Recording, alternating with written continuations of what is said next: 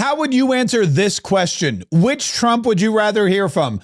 President Donald Trump or First Lady Melania Trump? For many people, that answer is pretty clear. I couldn't do it. Well, thank you, Melania. And our country is truly blessed to have this magnificent and very caring First Lady. They love her. Every time I get up and make a speech, they say, "We want our First Lady." I said, "What the hell? I'm not good enough? I'm not..."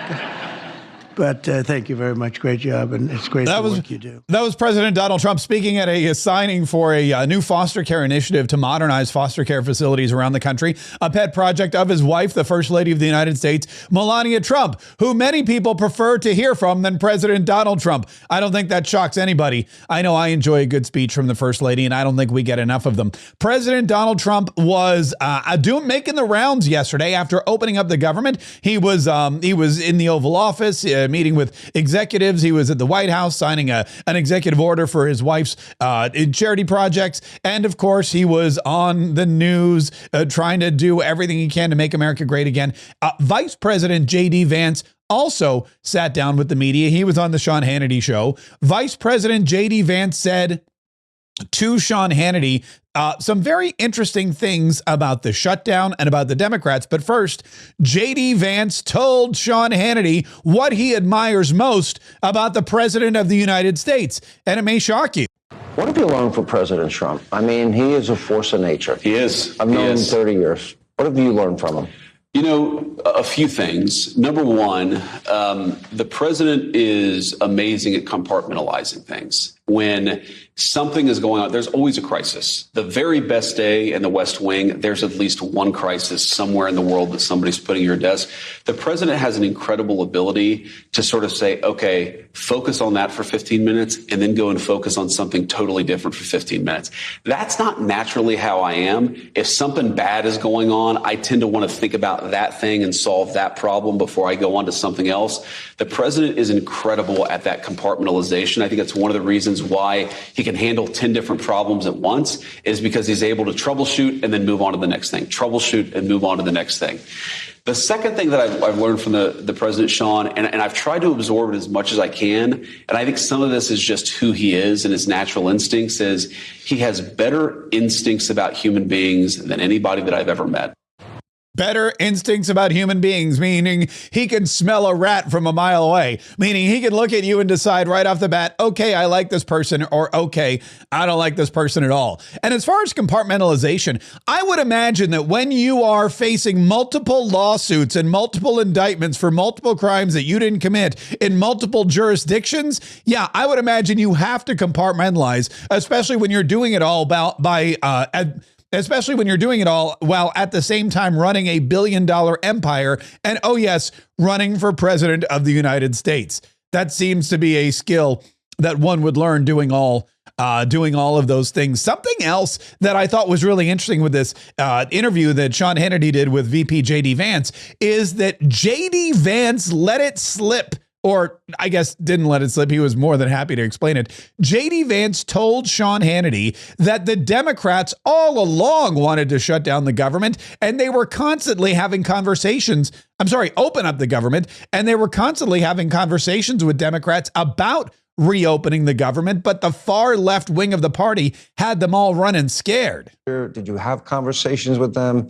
Say, work this out with me. Did that happen behind the scenes that nobody knows about? Oh, of course. Privately, we were having conversations all the time. And frankly, privately, the Democrats would recognize the position of their far left was crazy. But they all feel a little bit like they're being held hostage by their far left. You said it very well. Chuck Schumer, this probably ended his career, and he was the person who was fighting more than anybody to keep the government shut down. So the far left, they're never going to be satisfied unless the Democrats are willing to burn down the entire country. Luckily, there were a few moderate Democrats who allowed reason to prevail. We have to step back, Sean, and remember how crazy the demands were. They wanted $1.5 trillion, a lot of that healthcare benefits for illegal aliens. They wanted us to undo all of the great border policy that we've been doing. They wanted us to refund, like you said, NPR and PBS. They were basically saying that we We want the far left's priorities to dominate in the Trump administration.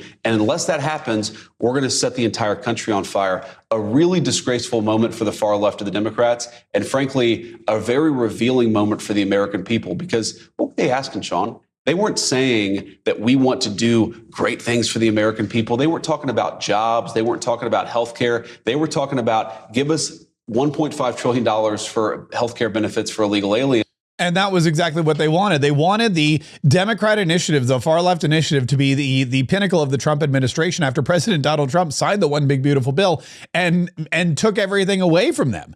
And they were so angry, they were so mad, they were so defeated that they were willing to destroy their own careers, which Chuck Schumer did, and in the process. And they got absolutely nothing for it. Chuck Schumer's career, by the way, being over is something that Caroline Leavitt was asked about and discussed yesterday as well.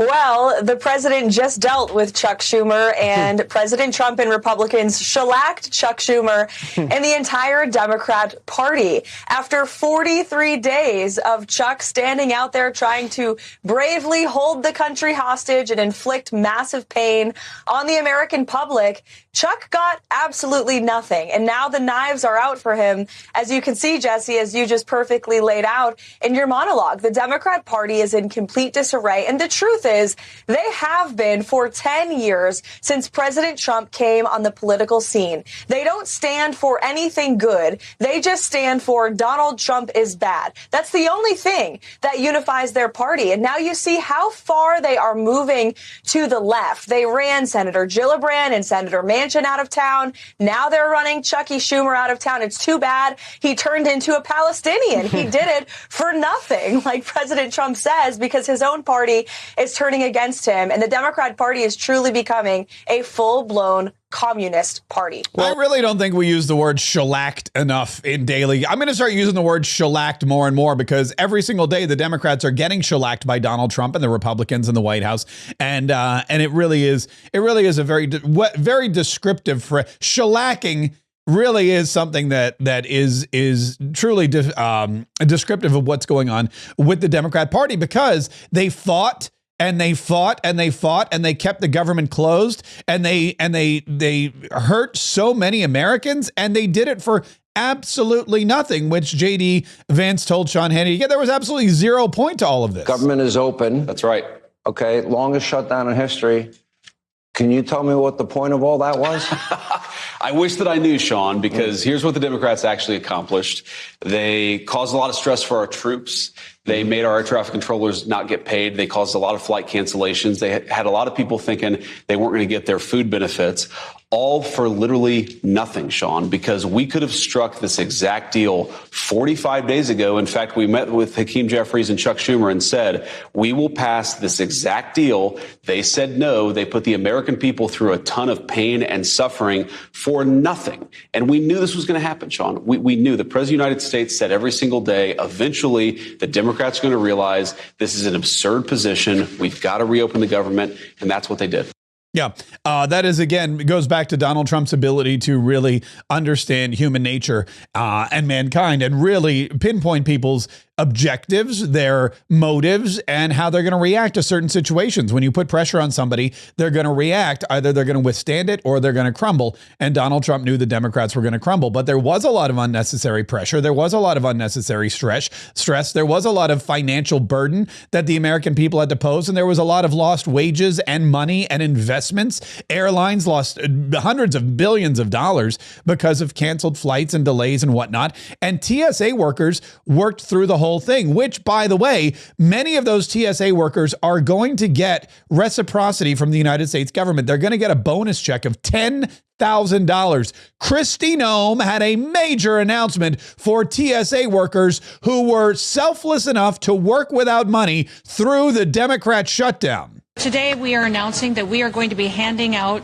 bonus checks of $10,000 to TSOs, to agents who work for TSA who served with exemplary service. And what that means is that we are going to not only continue their paychecks like they should have received all along, but also they're going to get a bonus check for stepping up, taking on extra shifts, for showing up each and every day, for serving the American people, and taking seriously the mission that the Department of Homeland Security takes seriously and that they take seriously every single day, and that's keeping the American people safe while they go and commute across the country and while they do their work and business and take care of their families. Each of us has received a gift. Use it to serve each other as God's good grace. That is what the TSA workers, many of them, did. In fact, I traveled over the past weekend. When I flew to New York on Saturday, I saw the TSA workers working diligently, working efficiently, working happily. I thanked many of them as I went through the TSA checkpoint, and I realized that the people who were working through the shutdown were the best of the best. They weren't the ones who were calling in sick, and that's why traveling this weekend was actually a very, very, well, despite the delays, was actually a very good experience, because the TSA workers who were there weren't there just for their money. They were doing it for mankind and for their fellow man. And that really was something that was shown. And I think that showing them gratitude with these bonuses is the right move, and shows once again how we as Americans, despite the evils that we may be faced with and the suffering that we may incur, still will serve each other to the benefit of mankind. But we will be looking at every single TSA official that helped serve during this government shutdown and do what we can to recognize that and help them financially with a bonus check to get them and their family back on their feet. So with that, Rico, I want to present to you a check and say thank you from the American people. Appreciate it. Ashley, thank you. Yes. And is Leo here? All right, Leo got his check. So Kristi Noem handing out checks to TSA workers who put themselves last and put their country first. And that is something that is truly, really all about. Secretary Brooke Rollins from the Agriculture Department, Secretary of Agriculture, Brooke Rollins, she said something similar. Brooke Rollins said, look, the Democrats have done something that is really inhumane. Where is the sense of humanity when 15 different times over 45 days, they themselves admitted they were holding Americans hostage to a, $200 million for health care for illegal aliens, $50 million for NPR and left-leaning media centers, millions for LGBTQ programs in the Balkans and other countries around the world. Are you serious right now? Is this why you're not going to open the government to support these programs that the majority of Americans, perhaps even the supermajority of Americans, do not support? And that is really the crux of the situation. Again, the president was so clear, and we were band-aiding and we were duct taping and we were bubble gumming all the way through October to get those funds out. And from the very beginning of October, we said, guys, November 1, there is nothing left. There is nothing that we believe statutorily, constitutionally, that we are able to do. We have got to get the government open so that Najee and all of these families can get their benefits. Yeah, but the Democrats continued to keep it closed. The Democrats continued to torment the American people. The Democrats continued to cause suffering and pain and stress, especially around the holiday season.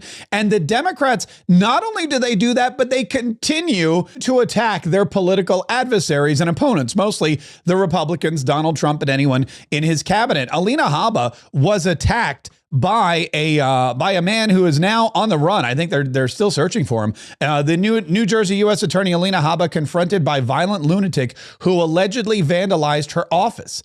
A violent lunatic attempted to confront acting U.S. Attorney for the District of New Jersey, Alina Habba, reportedly with a bat before allegedly trashing her office in a crazed fit.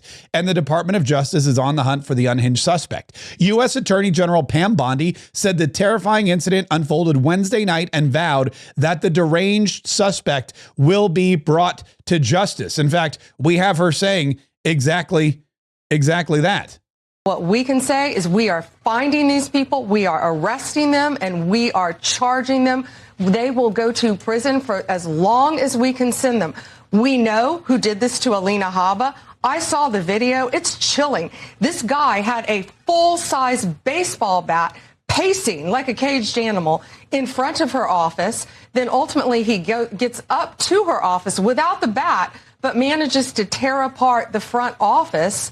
And mark my words, he will be in jail and he will be prosecuted. What they've done to Stephen and Katie, we found that person. That person is now charged in the Middle District of Florida. the guy that put the hit on me, they found him. People think that they can be anonymous. They think they can get behind a keyboard. Oh, it's not easy living. Yeah, they can. You can't. So you can't take a baseball bat to Alina Habba's office and think that Donald Trump and the DOJ aren't going to come after you. The political violence from the left continues. It is scary. It's more of what we saw with Charlie Kirk. It's what we've seen with President Donald Trump. It's what we see with Antifa every single day. The Democrats are lost. They have no ideas. They have no agenda items. They have no leadership. They are, as VP J.D. Vance said, they are far left, and they've done it for absolutely no reason. And when you're devoid of any good ideas or solid plans to help Americans, all you resort to is violence. But President Donald Trump and his entire staff will continue to fight against them and to protect Americans. If you want to know how President Donald Trump compartmentalizes and how President Donald Trump is able to successfully navigate all of the turmoil of daily life and create billion-dollar companies and create amazing children that help him and create a political atmosphere that is fantastic for everybody, get my brand new book, Go Trump Yourself. Live Like Trump. Get the brand new digital bundle. It's delivered instantly to you. It includes the ebook and the audiobook as read by the author, that author being me. And all you have to do is download it right now. You can start reading and listening to Go Trump Yourself, 10 ways to live like Trump in any economy. It's only $24. It's delivered instantly. You can get this book today and start living like Donald Trump tomorrow.